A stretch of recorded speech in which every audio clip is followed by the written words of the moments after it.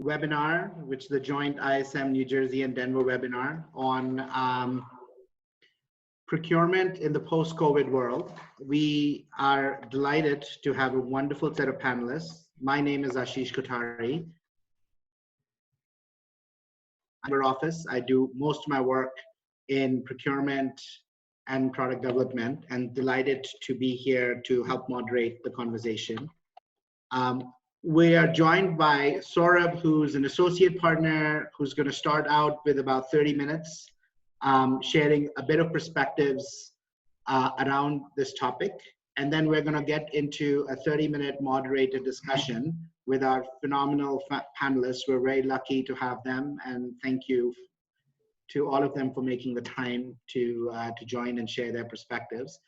We have Marcia House, who's the Vice President of Global Supply Chain at John Manswell, Tamra Pawlowski, who's the Global Procurement Director for Corteva, Anita Wise, who was at Whale. No, you were at CU for a while, and then has her own consulting arm now. And then Greg, who's currently runs the MS program as the faculty director for the supply chain management MS program at University of Colorado. So welcome everybody. I'm going to pass it first to Saurabh, who's going to take us through about 30 minutes of his prepared thoughts on this topic. 30 minutes after that for the panel conversation with which I've got a set of questions. And the last 30 minutes are for all of you to ask questions. We are going to be monitoring chat, and we will try and answer as many of them that we can. Wonderful. Thank you, Ashish. Welcome, everybody. I would like to share my thoughts on reimagining procurement, how we accelerate to the next normal. Before I start, a quick disclaimer. These materials are based on the work we have done and based on information in response to the need of address of COVID crisis. So these are preliminary and reflect general insights based on currently available information and are not exhaustive, nor they contain the information needed to determine a future course of action. So before I start, I just want to pause and recognize that although we will talk a lot about business challenges here, but COVID-19 is first and foremost a global humanitarian challenge. All of us personally have been affected, our families and communities have been affected by this. And we truly recognize that. And I hope you and your families are staying healthy during this time. We move to the next slide. So what does this mean for all of us? I am sure all of you have seen a tremendous volatility in your supply chain and otherwise. Unstable supply chains are normal now, right? 42 plus countries have implemented restrictive measures. Price volatility, probably in my lifetime, I've never seen a negative oil price. It took me some time to find out what it meant. So that's actually unprecedented. Financial risk is huge, right? A lot of companies, our suppliers are going under that financial solvency risk. There has been huge shift in demand in different categories, whether it's travel, hospitality, and others, right? I used to travel 4 days a week for work, and I've been sitting in my room for last 6 or 8 weeks, right? And it has been, we never would have thought that I could do that. And that means the operating model is going to change. Like all of you must have seen Facebook's announcement today. They're already planning that 50% of their workforce will work remotely next year. So some of these trends we are seeing are here to stay. What does that mean for us? That means we will all need a different set of tools and capabilities to increase resiliency and agility that will help us deliver value. The procurement organizations of today will look very different than it will be in future. And this next normal not only bears risk, but also have certain opportunities for all of us. The unstable supply chain obviously poses geopolitical risk, but this is an opportunity for strategically rethink our supply chains. The price volatility poses an economic risk on our forex fluctuations, but it also creates opportunity on capturing some of those low material prices. Increased financial risk creates opportunity of increased supplier collaboration, um, and shift in demand. We can leverage that as well. On people and operating model, this is an increased opportunity to accelerate some of which we have already thinking of doing. A lot of us have already been planning to accelerate implement digital in our areas, and this is a time to accelerate it, right? A lot of the things which we would never experiment, that whether work from home will be successful or not, right? This is an opportunity, or we have already, like this crisis has presented an opportunity to test that, and now we can move in a faster way on that. And learning from the previous crisis, successful through cycle companies who have planned well for disruption have actually emerged as winners.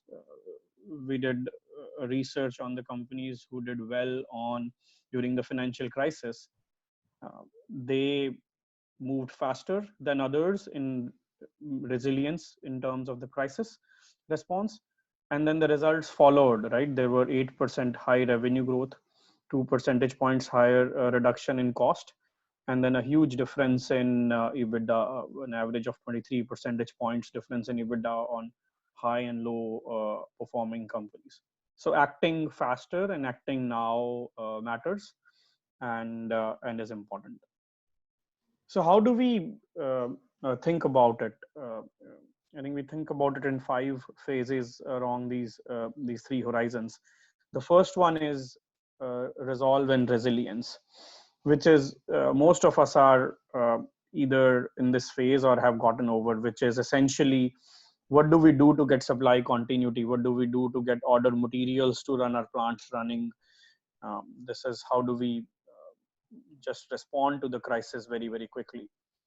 I think most of us are in a return phase where we are either returning back to work or are planning for it, which means we have to take immediate actions to see what was to capture the value of stake and to mitigate risks on supply and demand. We will talk some of the resolve, return, and resilience phase during our panel, but what I wanted to share thoughts today was along the reimagine and reform phase. What does settling to next normal mean for procurement leaders and supply chain leaders? Before I do that, I wanted to do a quick Zoom poll. So we have a certain set of challenges where we wanted to get your thoughts on which of these are our top challenges for you. So let me launch a poll, and then you will see on your screens, and would love to get your thoughts here. All right, the poll is on.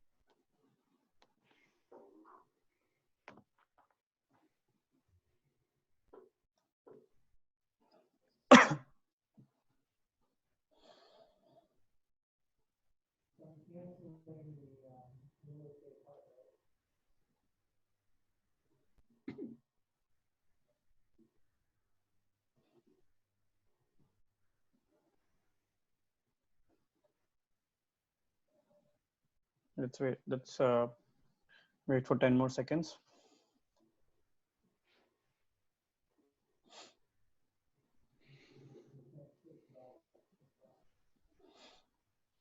All right. So let me end polling and share the results.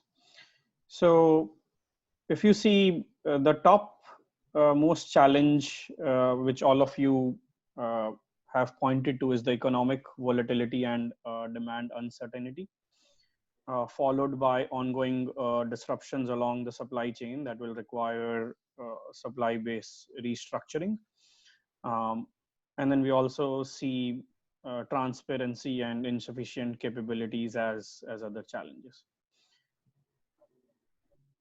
So this is in absolutely in line with other surveys we have done. Economic volatility and demand uncertainty has been the topmost challenge in everybody's mind, right? The coming world is going to be volatile and uncertain, and it's not going to that's not going to go away very soon. Followed by, as we all say, transparency will be very important. And then this group feels more that the supply chain restructuring is going to be important, which definitely is true for certain industries. So as a result of many of these polls and surveys, we also did a fun exercise around world cloud with a previous group, and what are the capabilities around next normal. And as you can see, agility and rapid are the top words, which are in line with the response to the volatility and uncertainty we all thought about. Followed by visibility, which means supply chain transparency, and supplies on everybody's mind as well, just to make sure that the supply is there to run our plants and run our manufacturing or service sites. So what we did was we combined all of these thoughts into 4 themes to consider as we go in the reimagination phase. The 4 themes are as follows. The first one is around increasing supply-based transparency. Leveraging and connecting multiple data sources to holistically visualize and see opportunities in real time. The second one is around updating our category strategies more frequently to address market costs and demand changes, as well as restructuring the supply chains. The third one is around putting in place holistic risk management practices.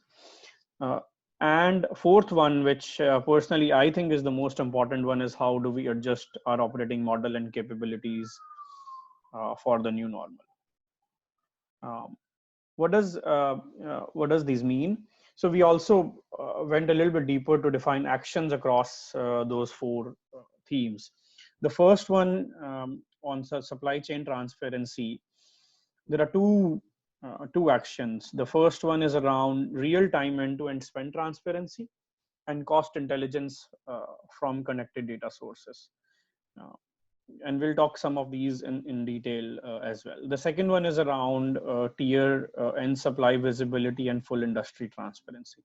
So having that supply chain and spend visibility will be very critical to make any decisions, right? Without data, without transparency in the supply chain or spend, it will be very difficult to be agile or to act to our, I would say, more volatile world in future.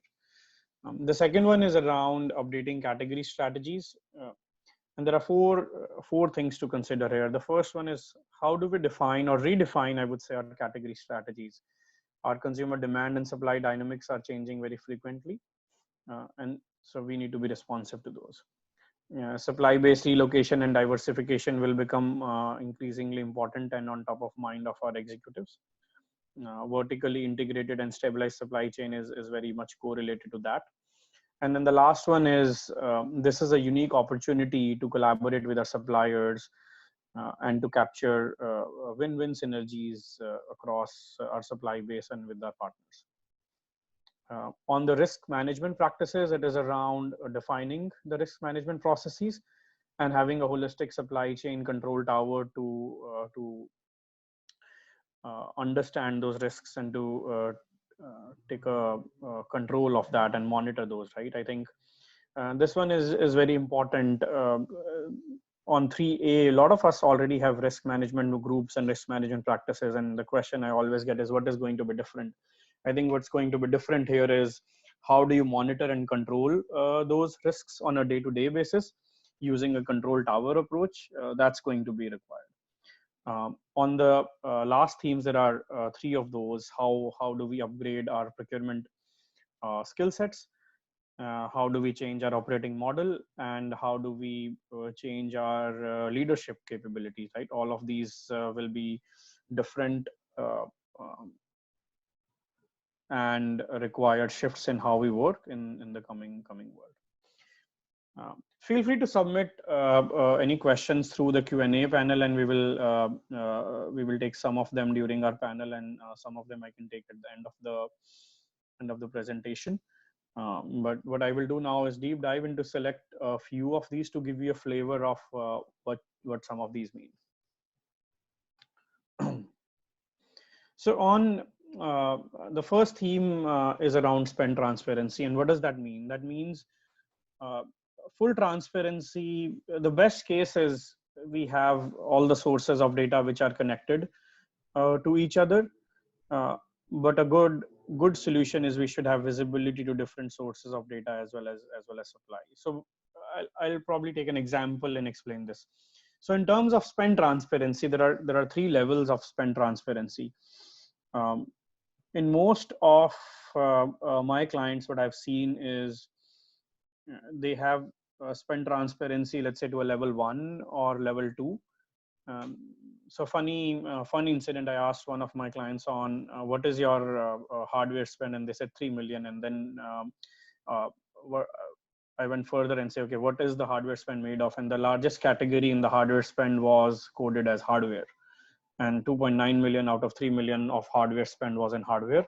So it is almost impossible to dig deeper and analyze it further. The second is, how do we link our spend base to cost drivers? And that's an example showed on right. A lot of the transparency required here is how our pricing is linked to commodity indexes, and are we adjusting it based on commodities up and down? The adjustment is a choice, but visibility, I think, is required to see what is the effects of that commodity on our pricing. And then the third one is having actually a full cost breakdown on what each of our materials and services what are the cost components, what's labor, what's material pricing, so that we can act judicially and create should cost models to analyze the pricing.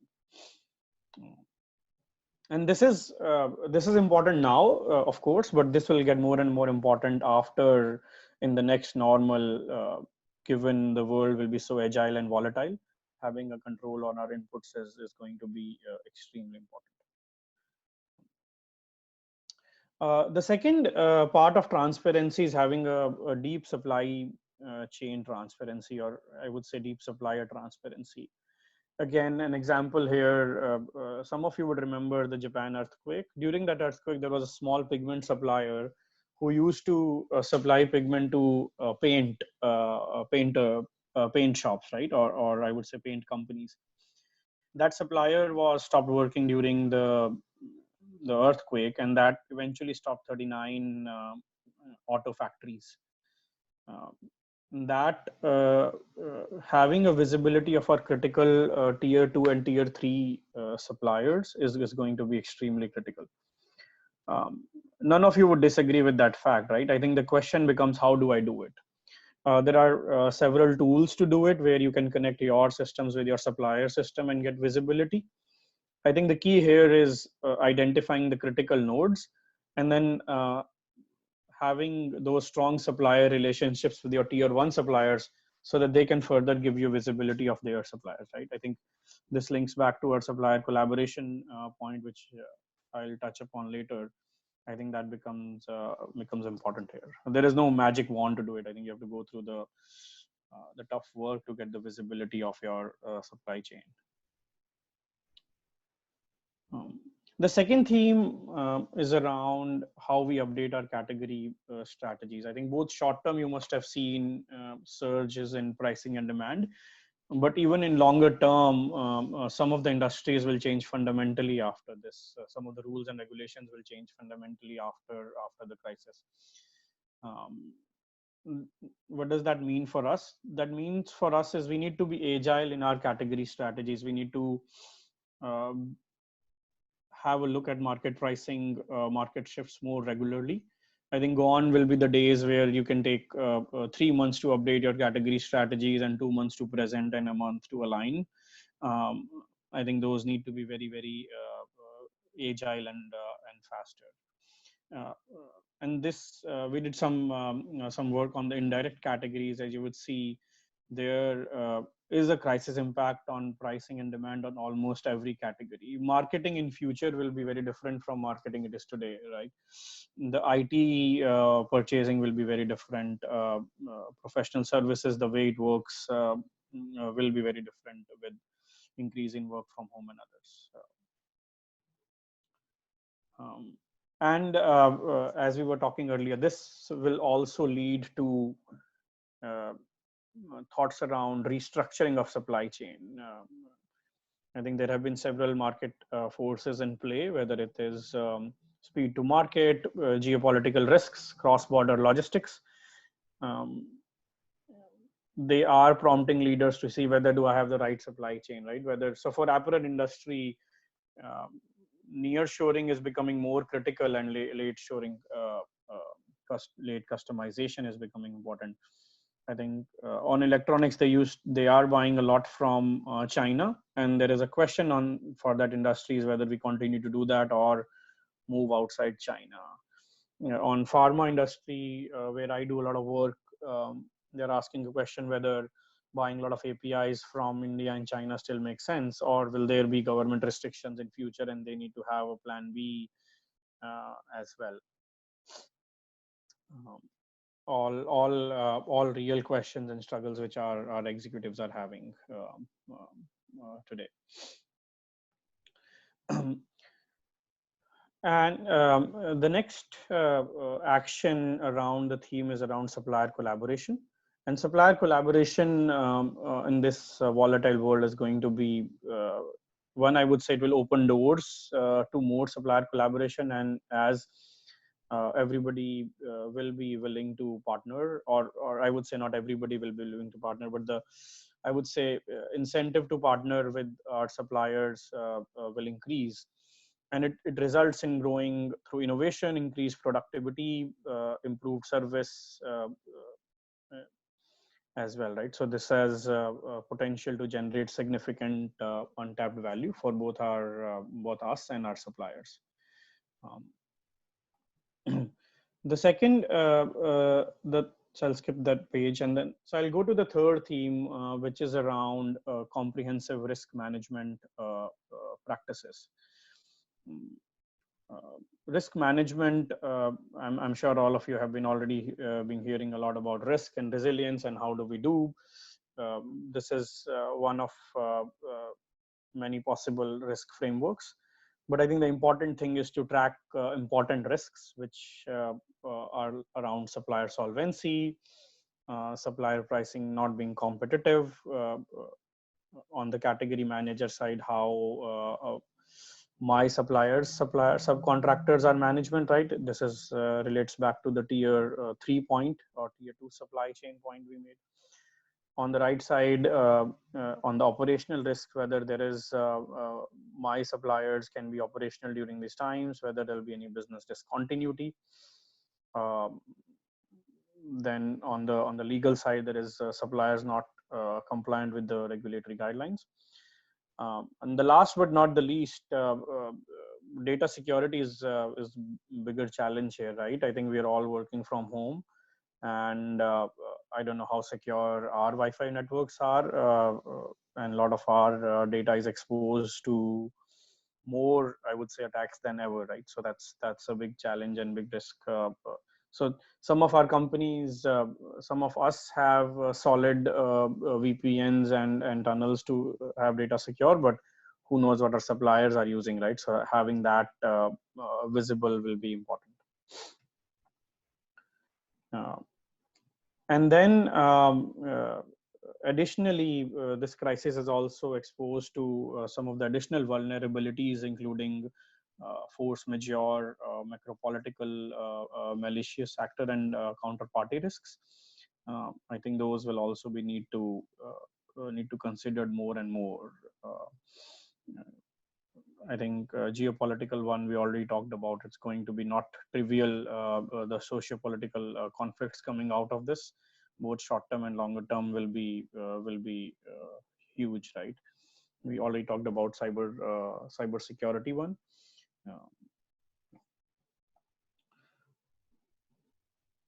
So moving on to the last theme, and this again, as I said, this is one of the most important ones. The future of the procurement will be very, very different. The kind of people we will need, the kind of capabilities we will need, practices we will need will be different. Deep business partnerships will be a must. The tech enablement will increase, accelerate the tech enablement acceleration will be imperative. We will see a lot of digital transactions, automated automation, ERFQs, remote negotiations will become imperative. I don't see a lot of us going back to work sooner, and then even in longer term, work from home will become more and more in practice. Team capabilities, teams will need to be agile and adapt this volatility. They will need to change their mindset and saying like, okay, I'm not in a stable world now, which means they have to act as more owners of their business rather than just working for a company, right? And then the last but not the least, we will need to deploy agile practices in our teams and the way we work. There are some of the success stories on the right, but the summary is those companies even who have started adapting it in the past or previous crisis have become more successful. A lot of you would have already been thinking about these things, but as I said, this crisis kind of calls upon us to accelerate what we have been doing till now. My favorite one, what does it mean for all of us, right? As leaders, all of us as leaders needs to change or think about what kind of leadership style we will have. I think informal leadership will be promoted. This is an unpredictable word where I would say the command and control kind of leadership will not work anymore. This will be more of motivate and enable people so that they can act as owners and they can make decisions. The decisions have to be made at ground zero, not at the leadership level in this world. And what we call this as a creative leadership. So it has to change from reactive leadership where we react to a problem to a creative leadership where we create vision, motivate people, coach and empower, and let them run the show. And that is going to be extremely powerful. Those of us who do that will be more successful and will have happy people, I would say. So that's the end of what I wanted to share. Just to recap, the 4 themes we talked about are increasing supply-based transparency, how do we more agile in our category strategies, how do we think about restructuring our supply bases, putting in place robust risk management practices along with monitoring and controlling. And then the last but not the least is adjusting our operating model and capabilities. Let me pass the ball back to Ashish. Meanwhile, I'll monitor the questions and see if there are any questions. Ashish, back to you. Yeah, perfect. Thank you. I was on mute. Thank you very much for taking us through some pretty cool thoughts here. I'm going to now move to invite each one of our panelists to maybe open up with a little bit about them and respond with a question around, what challenges have they personally experienced, as both individuals as well as leaders for their organization, and some of the things that they have done to overcome it over the last 8-12 weeks as we have found ourselves in these uncharted waters, and probably some of them much even earlier than that. So why don't I first start with Anita. Anita, to you. Thank you, Ashish. And thank you all for attending the webinar. Really appreciate that. Just a quick introduction. I have 30 plus years of experience in the resort and hospitality industry, and had the great fortune of forming and leading the procurement organization for Vail Resorts. I don't know how many of you will know who Vail Resorts is, but when I left about a year ago, we were 22 resorts globally. It's a public company. I think they're at 34, 35 at this point. So a pretty interesting and dynamic environment, and certainly those who are there right now are experiencing some interesting times. Since leaving Vail Resorts, I've been doing a lot of advisory work, both for individuals and for companies.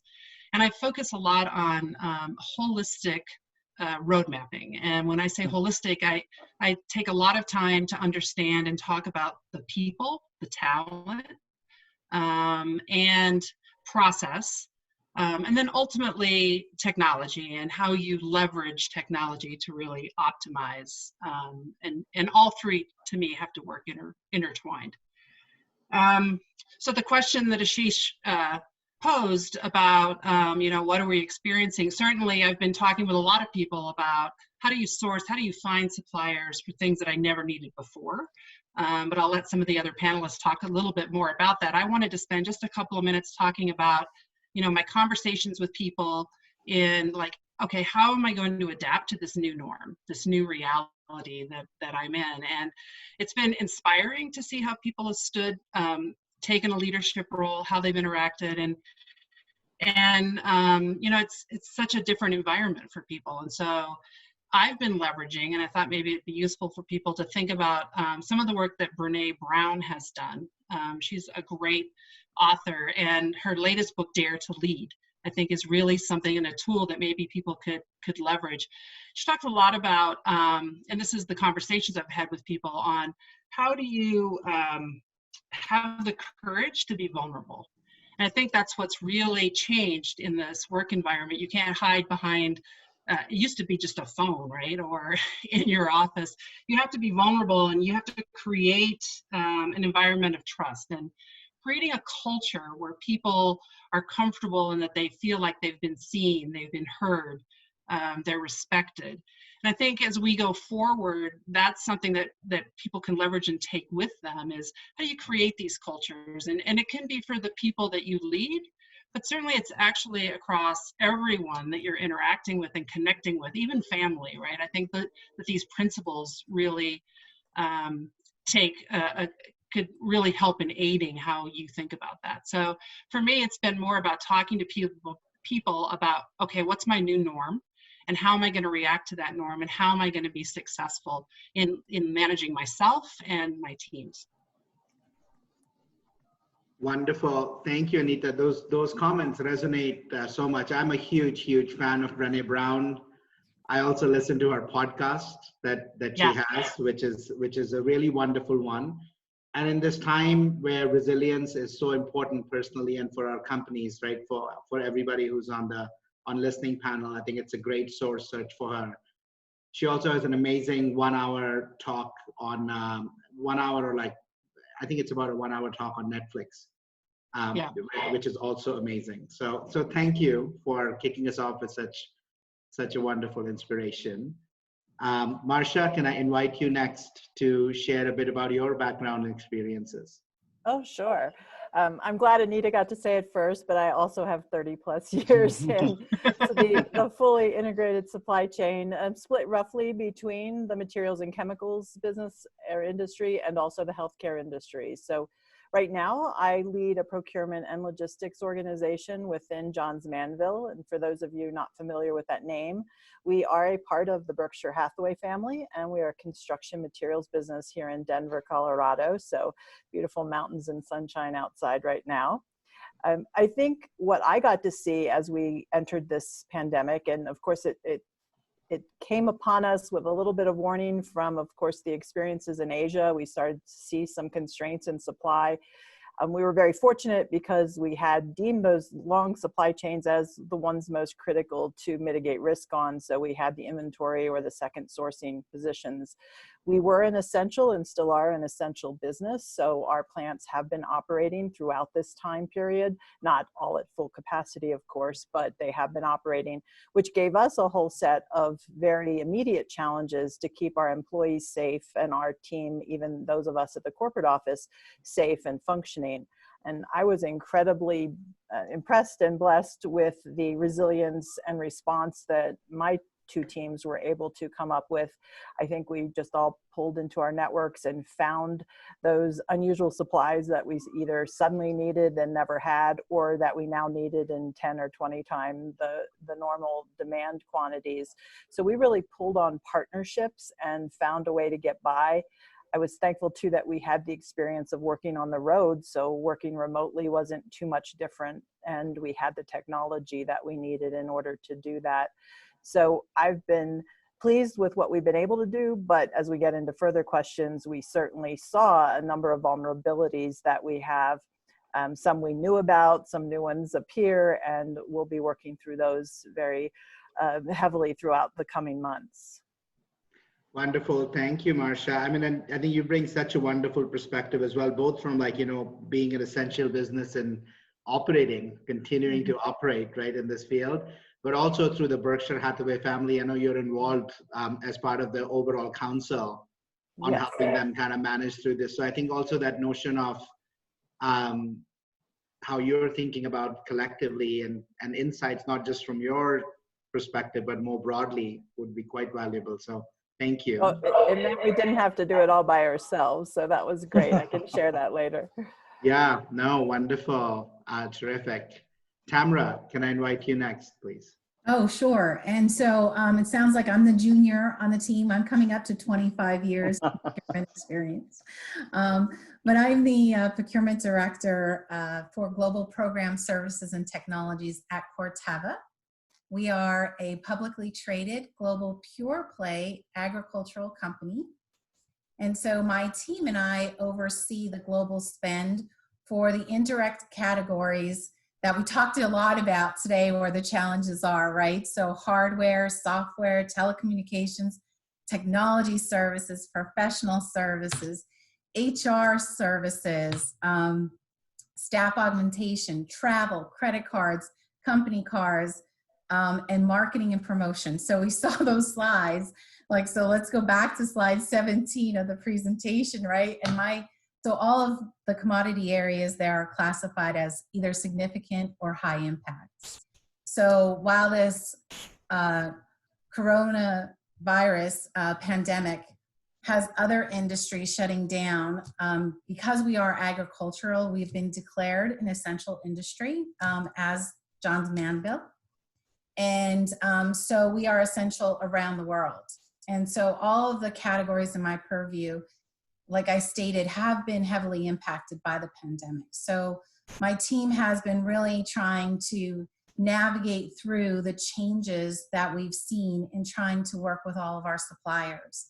So what have we really experienced? So from a travel area, we've seen our spend is 7% our normal monthly spend. We have, building on what Anita said, we are very, very concerned about our employees. They are out in the field. They're going into work in some situations. So ensuring that they have the PPEs, we're going to talk a little bit more, I think, about some of those challenges, even from a logistics perspective, and trying to get PPE into sites and so forth. So it has been one of those, what we've seen and experienced really, though, is amazing, because as Anita says, the resilience of the people and what and my employees specifically have been amazing. One of the things that we do on a bi-weekly, weekly, and even daily basis is do check-ins. And it's the I'm okay check-in. And it's not even just for our people, but it's also for our suppliers, because we rely so heavily on those partnerships. And so it's really important for us to make sure that they are doing okay as well, because then we've got to really act quickly and agile to find either other resources or find out ways to assist them. Wonderful. Thank you. Yeah, it's, across all of my clients that I serve, this notion that the first thing that comes up is, and that everybody's so pleasantly surprised, is this point that you mentioned of resilience, in the organizations, and how people have really jumped in and really helped, and really, stepped up and have done such amazing things. So it's terrific to hear of that. And then I think the PPE point and keeping employees safe also is such an important one that comes up all the time. So I'm sure you'll have some great thoughts there, Tamara, as we get into it. Last but not the least, Greg. Ashish, thanks so much. Thanks to all that were responsible for putting on today. My name again, Greg Macaluso. I'm the faculty director for the supply chain program at the University of Colorado. Blessed to have that role after a 25-year career in large consulting, primarily with the Big Four, Accenture, PwC, and EY. And then I held a vice president role of supply chain solutions at UPS, where I led a consultative effort there, and then blessed to have this role now at the university. It's been as strange a period for us as you can imagine, not only from a faculty standpoint in bringing on students and adapting and helping them adapt to the anxiety associated to an environment where they would normally be present personally. But I've also been involved in the university as a medical center associated with it. And we've been in the middle of a national effort to try and move medical centers more proactively towards what we would all recognize in supply chain as a robust forecasting and projection model, only to find out that most of the major healthcare concerns have had long-standing relationships with, say, one tier back in the supply chain only, and typically for order up purposes only for PPE and consumables. And as a result, come the crisis, they have really no voice, no forecasting voice, no forecasting experience, no MRP kind of basic understanding of how to get out in front of a supply chain. And so it's been an amazing challenge now to bring sort of an urgent kind of crash course in how to bring absolutely urgent supply and PPE to some of the healthcare concerns that are out there. Excuse me for that.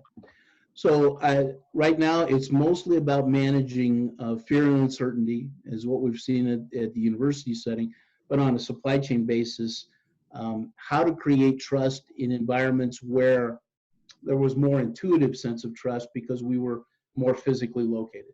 And I would say if the lesson that we've learned from students is any indication of where we're heading as procurement professionals, it will be that the assumed trust that you might have in a regular conversation will not be the same, and that we're taking extra care, extra time to try and establish it. Just a human, to Anita's point, a human-to-human relationship, regardless of the circumstances, as a prelude to normal negotiation and normal course of procurement practice. Ashish? Yeah, wonderful. Thank you, Greg. I think both those points really resonate so well, right? This notion of, frankly, first-tier relationships in supply chains one level deep, and how that has kind of, in some cases, hampered organizations, in some cases, because they're deeper, really helped them. And also this notion of a whole new definition of trust. There was a comment, we had a webinar about a week ago with a different audience, and I was blown away by a comment one of the CPOs made. He said, we've really found out over the last 12 weeks who our true partners are. Yeah. And who are not. Right. And I think that is going to shape a lot of the next, 18-month journey for them. So thank you for surfacing those. The next question I have, and maybe Greg, since you just answered, we'll start, maybe with you. Obviously, the last couple of months have been primarily focused on managing the response to this crisis. I mean, the university, CU shut down, people have gone home. You've had to do a lot of work around, moving courses online and all of that. But when you look down the road, let's say 12 months from now, we're sitting in 2021 summer, let's say. What do you see are the main challenges that are going to look like for procurement, in universities and your world? Well, for universities, and then also as I think about the procurement organization, and I think some of the absolute urgent work that we did at the university to convert almost, in less than 7 days, to moving 90% of the curriculum to an online forum. Wow. And as you can appreciate, it's tough to teach cello performance on Zoom. So what do you do? But about 90% of us had to think about modalities where your audience, about the last thing they wanted to do was be on a Zoom call. They had concerns physically for their safety, whether or not they could stay in their temporary housing, were they going to be asked to move, or their family situations and needs. So I would just say more of that is going to continue, and I'll try and elaborate on this sense of this partnership and extend it to maybe a technical area in procurement. Yeah. So one of the points that was brought up in the presentation, and I think it's so solid, which is we want to create this sense of transparency. So how do we not make that a throwaway phrase? We want to create greater transparency, probably now to tier 2 through N, farther than tier 1. Since those relationships are not well established, you're physically going to be hampered, if not limited altogether, from meeting them personally. You're going to be asking questions that you probably haven't had the liberty to ask before, or at least motivated to ask those questions. What's it mean to have those kinds of conversations? And so I've sort of focused on this idea of a control tower. Mm-hmm.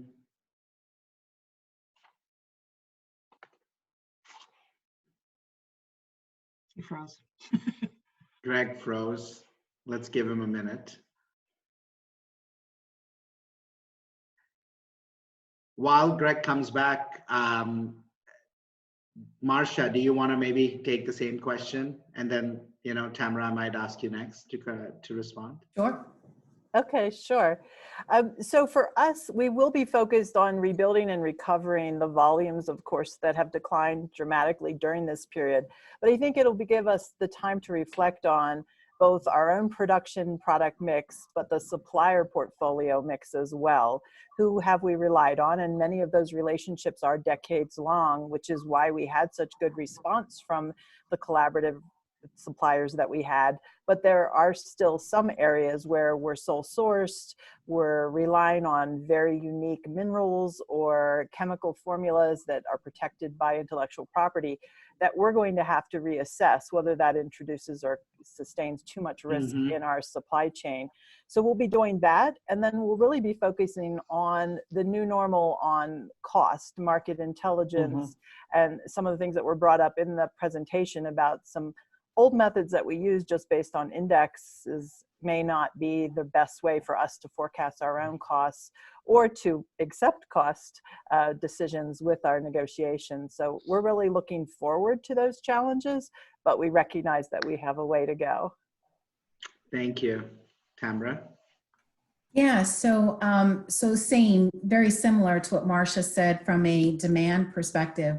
We're going to be looking at what is that demand really going to look like for us, and how do we then in turn ensure we have the correct suppliers in order to do that, right?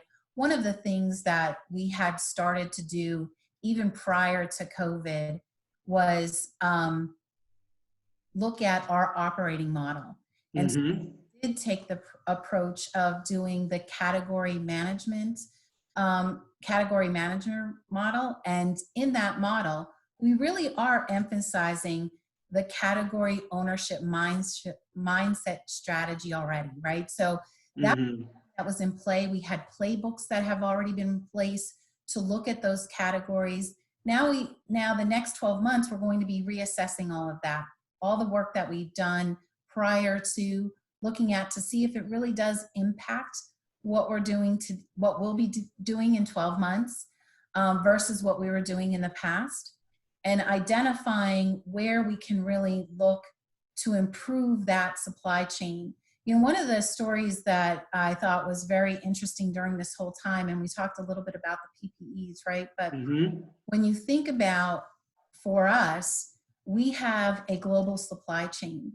And so what happened was when we couldn't get supplies we couldn't get supplies to China fast enough, we went to our South Africa team. When our South Africa team needed help, we got it from China.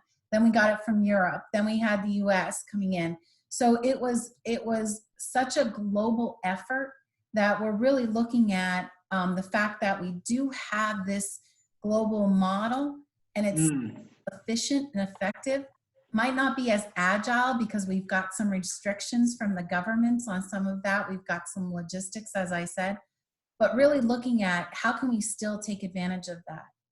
The other part of this too, thinking about from 12 months out, is really looking at how are we going to be dealing with our suppliers, right? We're used to doing those face-to-face negotiations. Yeah. Right? Now everything's on Zoom, and it's not, you know, you're not, unless you have the camera on, you're not really seeing some of those key triggers that you see during negotiations, right?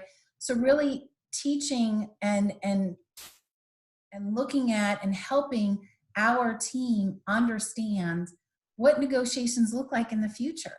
And you know, some of the baseline strategy negotiation 101 is still going to be effective, but there's going to be a lot more preparation. There's going to be a lot more alignment with your stakeholders to understand prior to, and you know, you can't get up and walk out, go into another room and have those negotiations, right?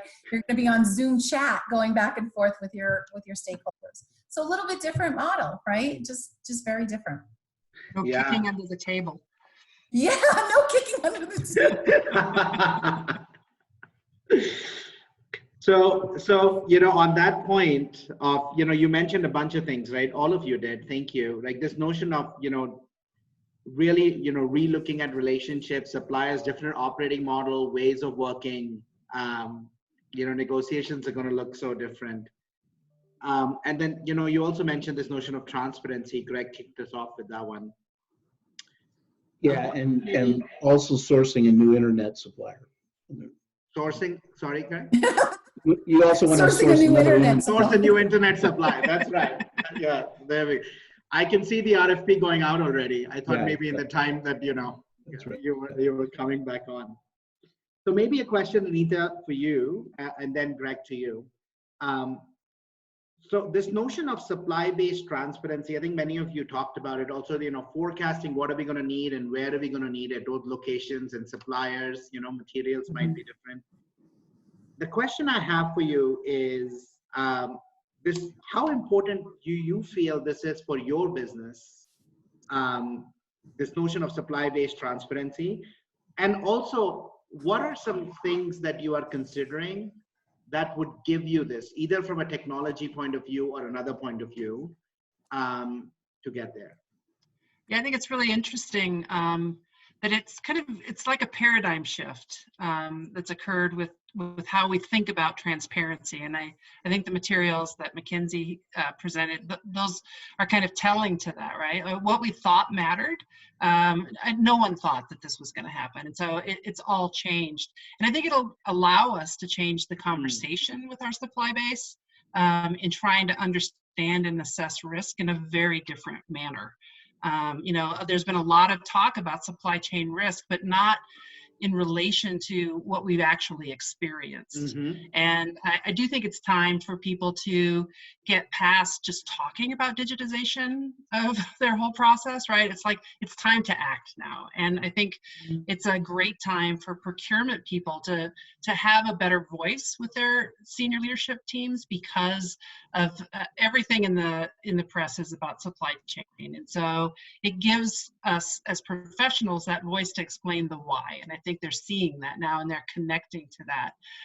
So where it might have been tough before to get capital, this is the opportunity, and we should be seizing that opportunity. But I would also encourage people to not think about solutions and technology in this regard as there's not going to be a silver bullet. There's not going to be one solution, at least I don't think, that's going to solve for everything. Yeah. And so to that end, we ought to lean into some of the emerging technologies as well. Like, you probably need a very core P2P, but there are emerging technologies that are coming out that can be relatively inexpensive and quick to implement, that may be helpful to companies depending on that company, to solve for some of these challenges and some of these problems. But I think it's now to kind of jump on that digitization and really take it to the next level. Thank you, Anita. Greg? This topic of supplier diversity obviously comes to the fore in times like this. I would be hesitant to find a person that's on this call that hasn't been asked, though, over the past 10 years to do more aggregation, to do more single source, perhaps, supply. We've been asked in every way we can to be as effective as we can, and that's often involved reducing the amount of supplier diversity. And so we find ourselves in a time where we'll be asked by our executive officers as to what's our plan for supplier diversity, how will it get bigger? And so I think the question that I pose to colleagues and some of the research that you see at the university right now is, as you bring on that secondary and tertiary supplier for first-time conversations, how will you be authentic in that conversation, where you're going to say, you're still probably not going to get more than 10% of my supply. So what is the quid pro quo? What is the nature of that conversation? And I would look, at least my first instincts to this would be to look for other platforms of cooperation in exchange for that transparency and diversity. So, for example, they may not be the supplier of great volume, but they may be the supplier of innovation, for example. So you'll have regular meetings with a secondary or tertiary supply or a tier 2 or tier 3 supply about innovation, and which could be a new platform that you haven't discussed previously, and perhaps create an organic and a more authentic relationship, rather than to say, well, stay with us just in case something bad happens. That's really no way to start a meaningful procurement conversation. So what is it in quid pro quo that will create transparency across the supply chain organically, holistically, to each other's benefit? And before I dropped off for internet concerns, that was about testing your own S&OP, and what would that look like in a collaborative setting where tier 1, tier 2 was actually involved more organically in your S&OP process. Yeah, thank you, Greg. I think so. You both mentioned like this notion of, in terms of capabilities, technology not being no silver bullet, but like really this is such a, I like that comment resonated so much with me, Anita. This is the time, right? Like there is, if you have visibility, this would look very different, right? And so like, how do you seize this opportunity, something that's top of the mind, to say, hence the need. And then Greg, you talked about also this notion of both expanding the supply bases, being able to build true authentic relationships. So this whole notion of relational quotient, and how do you do it virtually? Right. And we're going to be in a social distancing. We're going to be in this, for a little bit of time. So how do you do that? Question, Marcia, for you. So in addition to these two, what are some of the other capabilities that you think are going to be really important in the days to come? Well, I think we're going to build an internal capability within our team to a new normal of the remote relationships. We are a very old company, over 160 years. And much of the business we do with our suppliers is, as I mentioned, decades old, and it was all relationship based. So it was handshakes and promises, and yes, some long-term contracts. But we're going to build some internal capability into our category managers and buyers so that they can more quickly build relationships with suppliers. Maybe they won't meet in person for months and months on end, but also sites that they might not get to go see. So we're trying to, I know it was mentioned earlier, 7% of the travel budget. I know our travel budget will be cut over 50% for this year. We're going to have to look at new ways to do innovation with both our R&D internal group, but also with those suppliers. So that capability of brainstorming virtually, of negotiating virtually, of holding people to quality and performance standards virtually. So we're really trying to focus on how to be a high-performing team in a new world. And I think that's going to be critical. And that's why I often love the youth and the experience of my team, because together they can come up with some pretty unique solutions to do that. And that's been the exciting part, even with all the challenges that have been mentioned. We've had the transparency issues and the third and fourth tier suppliers who have faced challenges, and we didn't even know they had a raw material or an ingredient in our raw material. So we are adding and working on those areas as well. But I think it's the new norm of how our people behave and perform that will be our biggest asset. Wonderful. Thank you. Tamara? Yeah, one of the other areas too, when you think about what are we going to be expecting from our employees and especially our procurement staff, right? When you think about all of that, you do think about how the fact that they're going to really have to embrace technology, right? And be able to, as Anita says, look at the different systems, do the digitization that's really going to be required, and understanding what that looks like, right? And a lot of this whole relationship building is so important in our profession. And how do we do that now? And I know we're all talking about it here, and it's so important that we stress that to our teams, that it's still something we still have to do, even though we are kind of quarantined into our homes and have this whole social distancing, but it's going to be really important. The other day I was on a call with a new supplier, and I took the first 10 minutes to really get to know the person I was speaking to versus really understanding, diving right into business, which is my normal, if you know me. But I did take that time out to do that. So we're going to be acting and behaving differently, and we need to acknowledge that, right? And also acknowledging that there are still issues happening in people's homes, right? That are going on.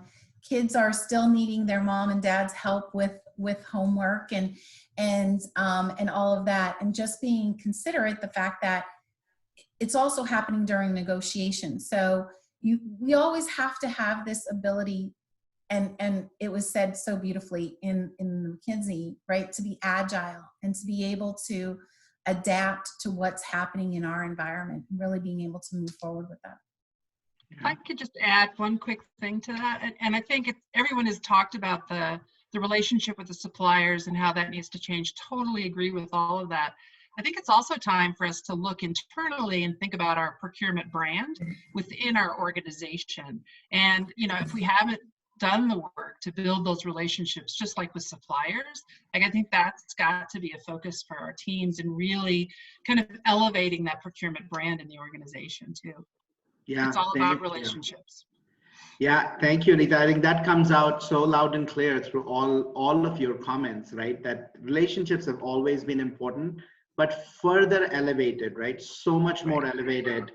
And this notion of, truly coming up as authentic, this notion of empathy, recognizing there's a lot going on, right? With our employees, with our suppliers. We never, there was almost, and I mean, there's this part of this, the last 12 weeks that I have actually really enjoyed, even as we've all gone completely remote.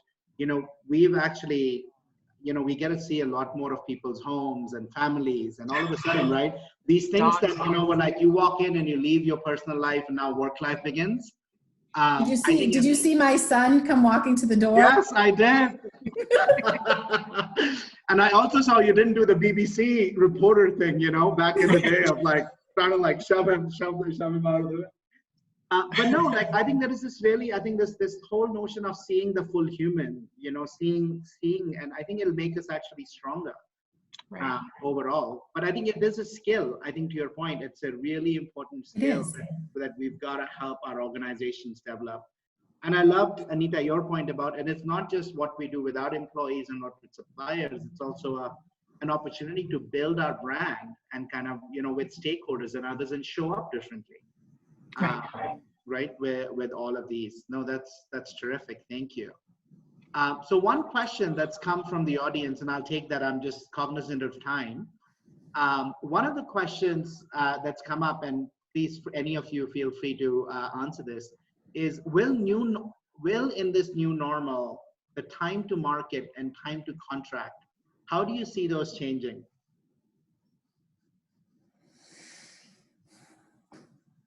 I think for time to contract, certainly that's where I say, you know, lean into those new technologies. There are some incredible AI solutions out there that can take time to contract or time to market, both of those, and really shrink that. And I think it's about getting smart about the work we do and where that work is done. And I do think that that's something to consider for sure. Yeah. Anita, that's great that, oh, I'm sorry.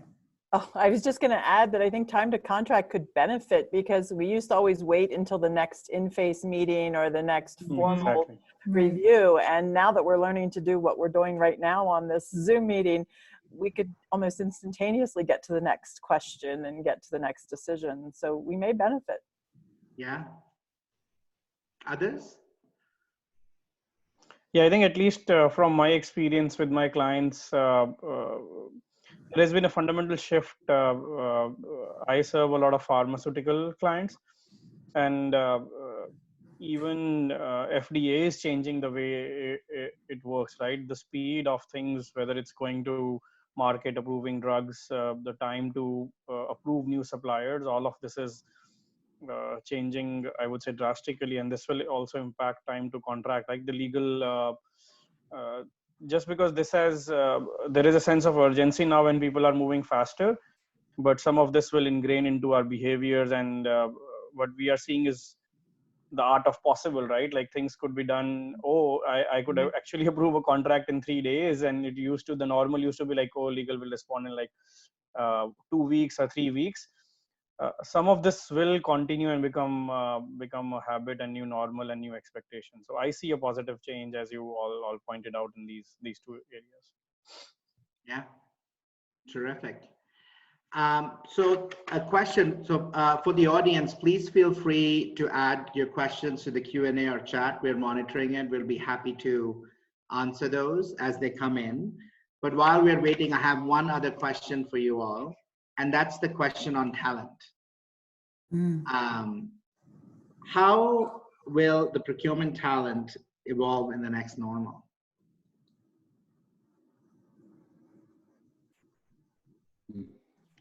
Well, some thoughts from the university lessons so far is, one, they'll have an expectation that you have a clear mastery of the technology. That if you're going to, first, they'll have an expectation that they'll be working remotely. Second, that's not going away anytime soon. Third, that you have an absolute mastery of it.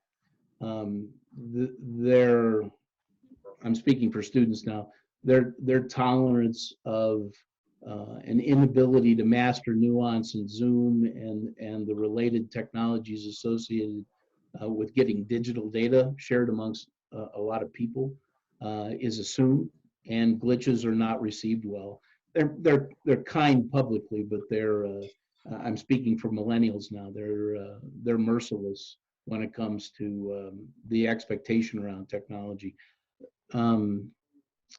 I think the general theme that I've been pushing for some time is still in effect. The millennials that I'm working with are asking broader questions as to the bigger why.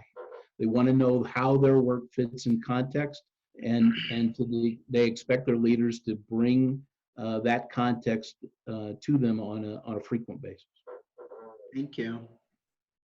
Yeah, we just had a session last week. Actually, our CPO pulled us all together to talk about this exact subject and talent and what should we be expecting not only of our employees that we have today, but the employees we're looking to hire in the future.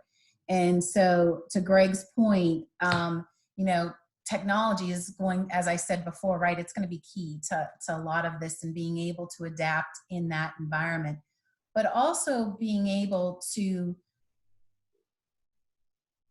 adjust and adapt to these, because this may or may not be the only time this happens, right? And so when you think about it from a perspective of, okay, well, what happens next, right? What is the whole, and from a risk mitigation perspective, we always ask the what if questions, right? Mm-hmm. And from a talent perspective, it's the what do we need and what are we going to need to focus on? And so really understanding in my area, really understanding the commodities and what's happening in that. When is the right time to go to negotiations? When isn't the right time to do that? Focusing on really providing that value add. And the value add in the new norm is going to be completely different than the value add that was, right? And so understanding that too, for what is your company really looking to achieve and to accomplish. Mm-hmm. All of us are, talking about P&Ls and all of that good stuff. So how do we get to that with the talent base that not only that we have, but that we're looking for?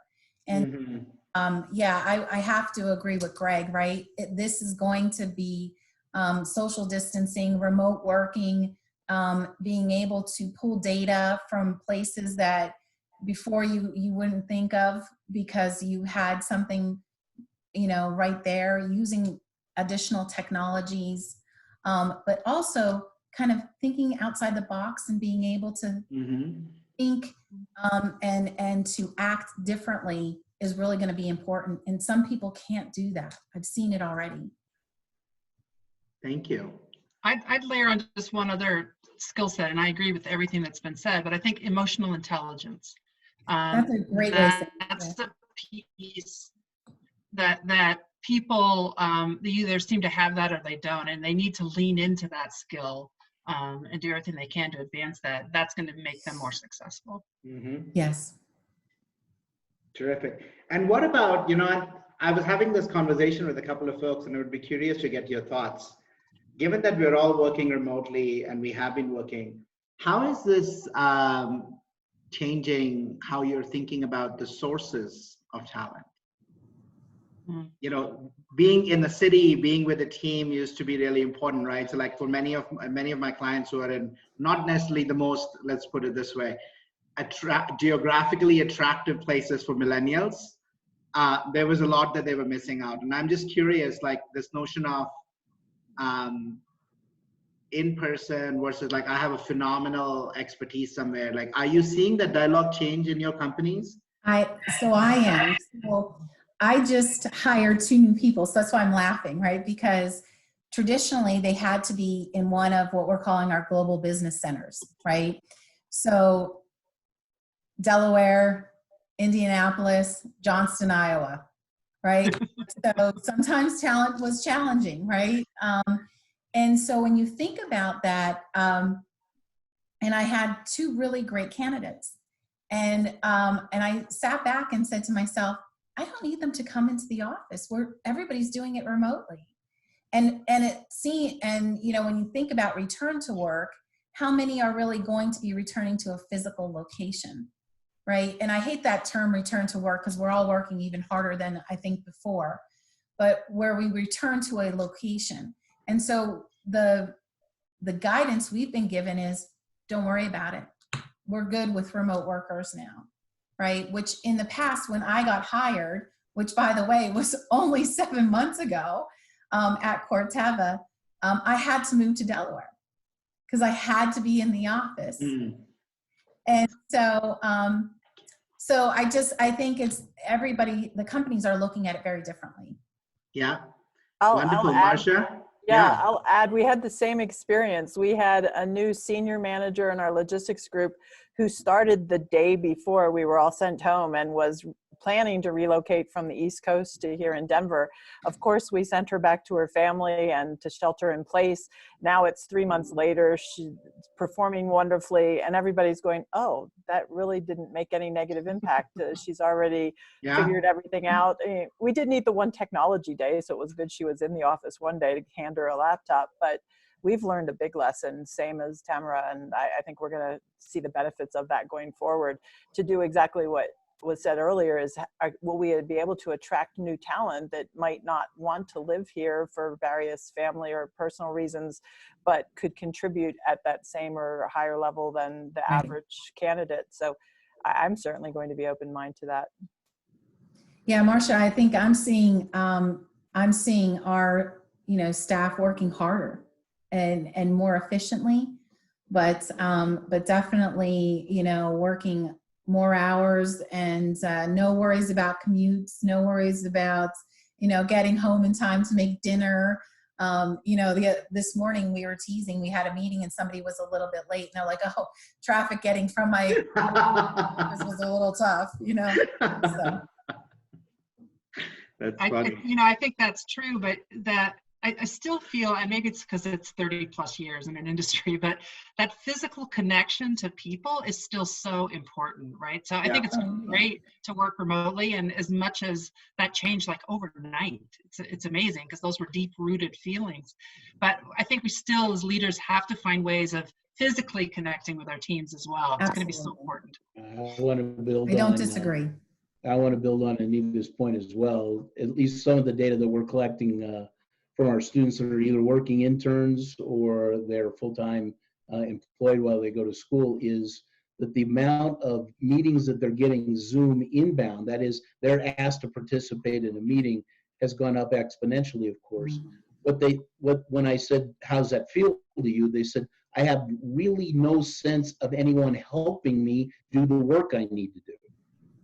So as opposed to the connection was supposed to conquer that, what they were asking, or when I probed more, was my boss, my peers, my contacts, as opposed to a conference call where we're talking about what we're going to do about this thing out there. What about the stuff that's already on our plate, and how can we help each other actually finish that?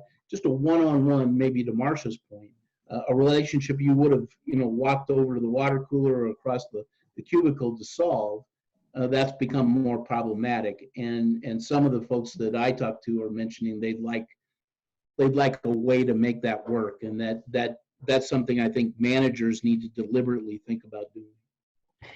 Yeah, that's so true, Greg. It was funny. I was talking to a bank CFO, and as you can imagine, they've been exploring a program before this COVID thing to say, could we get 20% work from home? They have a massive real estate footprint. And all of a sudden the conversation had shifted, how do we go to 70% work from home because everything is working, right? And like they could see huge dollars of like all this real estate disappearing. And the conversation, like I said, I think I had the same feeling. I had very similar thoughts to what you mentioned or what Anita mentioned. And he said, look, everybody's working seamlessly. We transitioned overnight. And we're working so well, not a ball dropped. And I said, I wonder how much of intimacy and being together over the last 20 years helped you there. And if you continue in that way for 12, 18 months and people don't have that connection, one, how much will you hold on to people versus they'll be a lot more mobile? And how much would you lose, right? Yes, I'm not with you, Anita, but we know each other. We have spent time together. Right. And so I think it's this tricky road for sure that you all are highlighting, that there are a lot of benefits, right? We can get to talent now where earlier we might not have been able to in locations, but we've also got to think about these rituals that allow people to connect. I don't think physical intimacy will ever, right? That notion of being in the same space and getting together, collaborating, getting to know will never go away. Right. So thinking about how these blend together in the new normal, I think are going to be important. The last question for the group, and it was, this beautiful question. We talked a lot about talent, talk to us a little bit around your thinking on how does management and leadership look different in the new normal?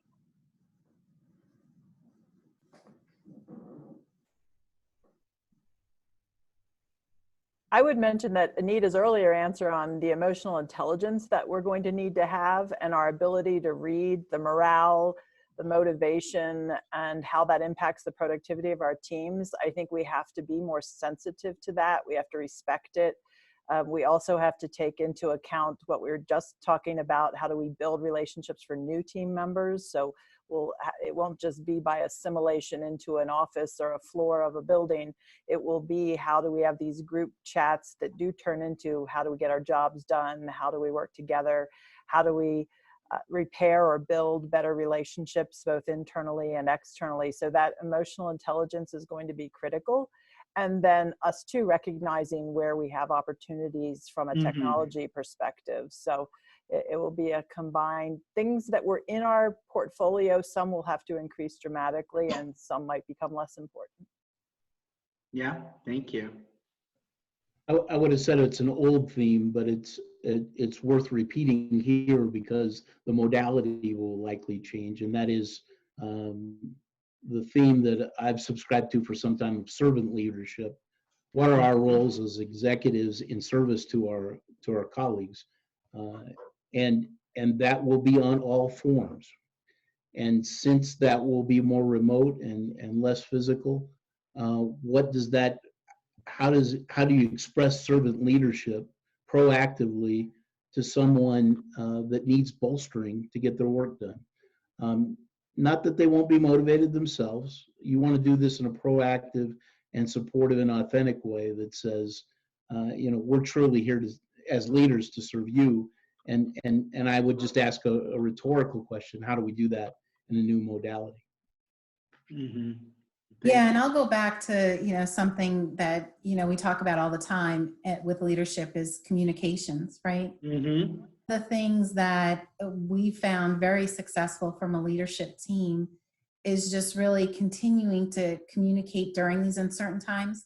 Even if we had to say, we just don't know yet, every day. So I do my check-in calls on Mondays and Wednesdays. And on Mondays, we'll start with, so when are we going back to work? And it's just like, well, I really don't know yet, team, right? So and then, the chief procurement officer does a monthly call with everyone to make sure that everybody's doing well, right? So it's one of those things where we go back to what we're used to, right? Communication does really end up being key once again.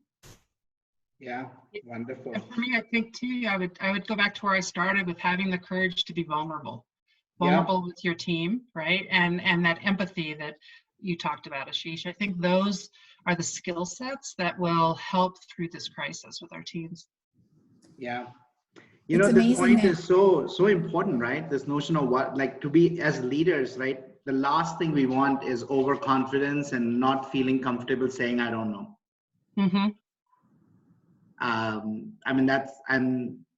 think this notion of, I think you need a lot of courage and vulnerability, one and the same thing, Right. To truly say, I don't know. And really encourage others to say, I don't know. So then you can solve for it when you don't know. Right. Yeah. One of the other things I also have seen is being more personable. So sometimes, so our CEO is doing messages to all of us in his house, and he's kind of doing it in different rooms. He's like, oh, this is my office, and this is my kitchen. And, and it's to us as the employees to really let us see him as a human being versus, where sometimes you didn't even approach because it was a CEO, right, of the company. That's not how leadership is moving forward, right? So going back to the vulnerability, the empathy, showing that even from senior leadership down, right? Yeah, terrific. So all of these, you all talked about emotional intelligence, servant leadership, communication, transparent and more frequent, right? Being more personable, so they can see the whole person, courage to be vulnerable, empathy. Wonderful. All really, really great skills. It's something we all have to be cognizant of as leaders. I took a lot of notes. Thank you all. Any closing thoughts from people? And then I also wanted to just personally thank both Kathy, who's been working behind the scenes and has helped put all of this together, and Anita for getting such a wonderful group of panelists together here for everybody. But would love everybody to maybe, leave. We have 5 minutes. We have 5 panelists, a minute for closing thoughts from all of you. Tamara, since you last spoke, maybe give them the first. Yeah. My closing thought is get comfortable being uncomfortable. It is a new world, and just embrace it. Thanks, Anita. Yeah, and I'll just say, stay safe. There are still a lot of uncertainties out there. So realize that and continue to be safe. Thank you. And I'll add that I think, well, thank you, one, for inviting me to this very useful conversation, but also look for that silver lining and look for the opportunities that are getting created by the people on your team who suddenly performed at a level you never knew they could because they were so motivated to solve problems. I've had a number of cases like that, and look for those opportunities across your full stakeholder group to talk about the value of procurement and what we have done under this circumstance. Thanks, Marsha. I think, Greg, you are on mute. Greg, I just wanted to thank everyone that was responsible for organizing a great conversation, and thank you for inviting me to that. The passing thought here is there is a great opportunity in all crises to show great leadership, great maturity, great patience, great empathy, great humanity. This is one of those, and our staffs are looking to us to show that leadership, and to take this moment to specifically look for the marvel, as Marsha points out. Look for the folks that surprise you in times of anxiety, and reward and try to abate their anxiety because they're not sure how they're operating. So I share all those concerns and all that opportunity. So Ashish, thank you. Pleasure. Saurabh, any thoughts from you, my friend? You kicked us off with a wonderful presentation. Yes. Any words of wisdom? Thank you all for the opportunity. I think this was truly enjoyable discussion. I think for me personally, it has been a great time to spend with my family, right? I used to travel 4 days a week, and now I see my son every hour for even if it's for a minute or so. So I would say truly enjoy this time. I know there are a lot of stressful situations and all, but enjoy and take advantage of the situation as much as you can, right? This is, as Marsha said, there is a silver lining. Enjoy and have fun. I think this will pass away. And then, so good luck, everybody. Wonderful. Well, thank you. Thank you, everybody. Kathy, over to you. I think this is one of like 2 or 3 different seminars. So I don't know if you have any additional things to share, but otherwise, thank you personally from me to everybody. I really learned a lot from this conversation. Thank you, everybody. Thank you all. And we're going to end at the webinar at this point right now, but I wanted to let everybody know I'm going to send a survey out, and also your credits for being with us today. But I would like to extend a big thank you to everybody on this panel. They did a fantastic job, and you can actually see that a lot of work was put into this. Thank you very much for your, for everything you're doing for your companies, for your families, and be safe out there. Thank you. Thank you, Kathy. Take care. Everyone, Bye-bye. thank you. Take care, everybody. Bye. Bye-bye.